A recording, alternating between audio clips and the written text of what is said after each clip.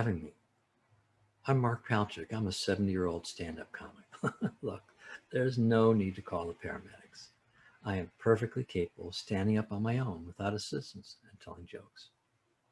I am, after all, younger than both the presidential candidates. Most of my life, I've passed as able-bodied. Thing is, I'm not truly handicapped. I am deaf in one ear, and I was a cripple. So I'm basically broken.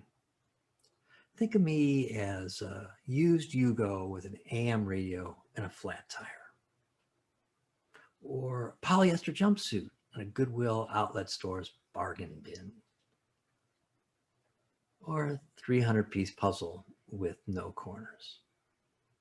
Hey, look, I am constantly afraid that people will discover the real me. I'm a lot like a vegan, gluten-free cake. I may look good on the outside, but no one wants to eat me. When I was 6, I lost 80% of the hearing in my right ear. If you're sitting on my right side, you don't exist. At death metal concerts, I only need one earplug. And at the symphony, I'm asleep in half the time. Thing is, when you're deaf in one ear, you should not be an air traffic controller. Say again, Flight 242? I couldn't hear you. Oh, shit. When you're deaf in one ear, you can't learn a spoken foreign language. Well, that's what I convinced my college Italian teacher. I'm a lawyer, but with my ear, I can't be a litigator. I had one trial, just one. My client was sitting on my right, confident that I would protect her. I never heard when she collapsed and hit the floor.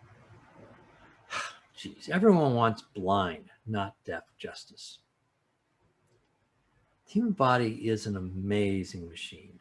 When you lose one sense, another becomes sharper. I was hoping for great vision, so I could read lips. I was not so lucky. Instead, I got a hypersensitive sense of smell. Good news is I can cook by smell. I can tell when something is done just by the way it smells.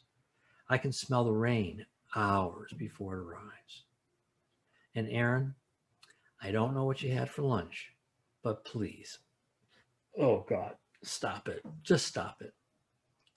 Apparently, just being deaf wasn't enough for Karma.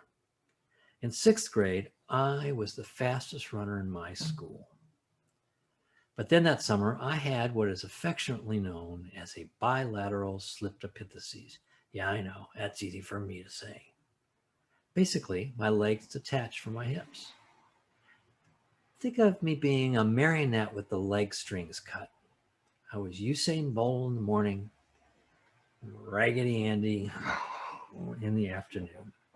I couldn't walk for a year. My school was not wheelchair accessible. I guess they figured that cripples don't need an education.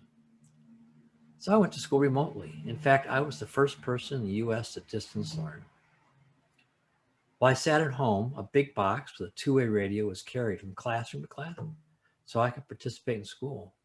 They called me the boy in the box. I was the original Max Headroom. You can Google that later.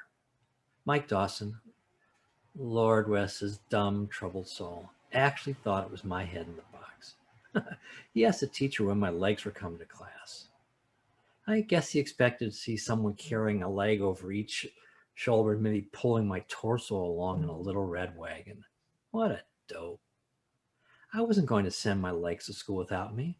We just got back together. I gotta tell you, sometimes being broken does have its advantages. In the spring of 1970, I was drafted to fight in Vietnam.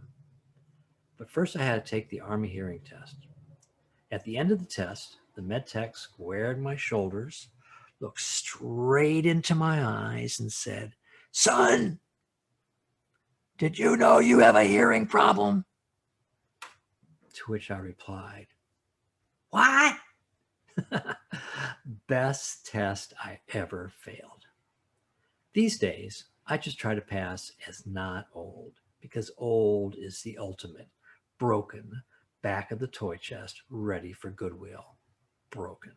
Hey, look, just because I'm 70 doesn't mean I'm old. Age is an attitude, not a number. Well, that is, unless you get pushed off that great cliff. Lose your job because of your age. And it's a short tumble. Lose your job, lose your home. Before you know it, you are sitting in death's lobby. Florida.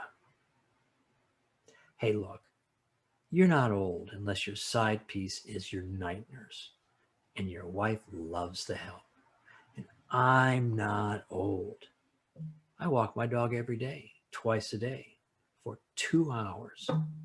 Well, all right, it should only be an hour and a half. But that dog stops every 10 minutes so I can pee. Thank you. I'm Mark Palchik.